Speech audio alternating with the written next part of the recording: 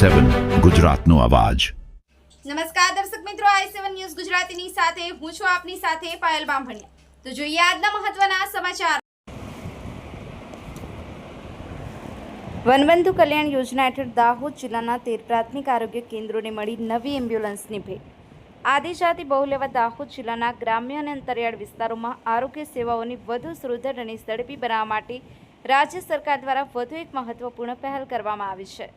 આ એમ્બ્યુલન્સને કૃષિ અને ખેડૂત કલ્યાણ સહકાર પશુપાલન ગૌસંવર્ધન વિભાગના રાજ્ય કક્ષાના મંત્રી રમેશભાઈ કટારા, દાહોદ સાંસદ જસવંતસિંહ ભાભોર, જિલ્લા પંચાયત પ્રમુખ શ્રીમતી ગમાબેન મોહનિયા, જિલ્લાના ધારાસભ્ય કનૈયાલાલ કિશોરી, બચુભાઈ ખાબડ, મહેશભાઈ ભુરિયા, મહેન્દ્રભાઈ ભાભોર, જિલ્લા પંચાયત નવનિયુક્ત સમિતિના તમામ સભ્યો, જિલ્લા વિકાસ અધિકારી તથા પ્રાયોજના વહીવટદાર પ્રતિક જૈન તેમજ મુખ્ય જિલ્લા આરોગ્ય અધિકારી ડૉક્ટર ઉદય ટીલાવતના હસ્તે લીલી ઝંડી બતાવી એમ્બ્યુલન્સનું પ્રસ્થાન કરાવવામાં આવ્યું હતું।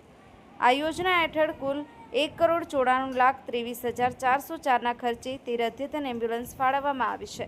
નવી એમ્બ્યુલન્સ ઉપલબ્ધ થતાં ગર્ભવતી માતાઓ, અકસ્માતગ્રસ્તો, ગંભીર દર્દીઓ તેમજ અન્ય ઇમરજન્સી પરિસ્થિતિમાં દર્દીઓની સમયસર સારવાર માટે રેફરલ હોસ્પિટલ, મેડિકલ કોલેજ અને હોસ્પિટલ કક્ષાની હોસ્પિટલ વધુ ઝડપથી પહોંચાડવાની સુવિધા વધુ અસરકારક બનશે।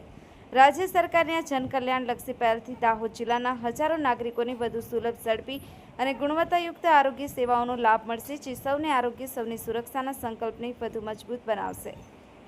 તાલુકા હેલ્થ ઓફિસરશ્રીઓ, અધિકારીશ્રીઓ, જિલ્લા પંચાયત કર્મચારીઓ તથા પ્રાથમિક આરોગ્ય કેન્દ્ર સ્ટાફ ઉપસ્થિત રહ્યા હતા। દીપક રાવલ, i7 ન્યૂઝ ગુજરાતી, લીમખેડા।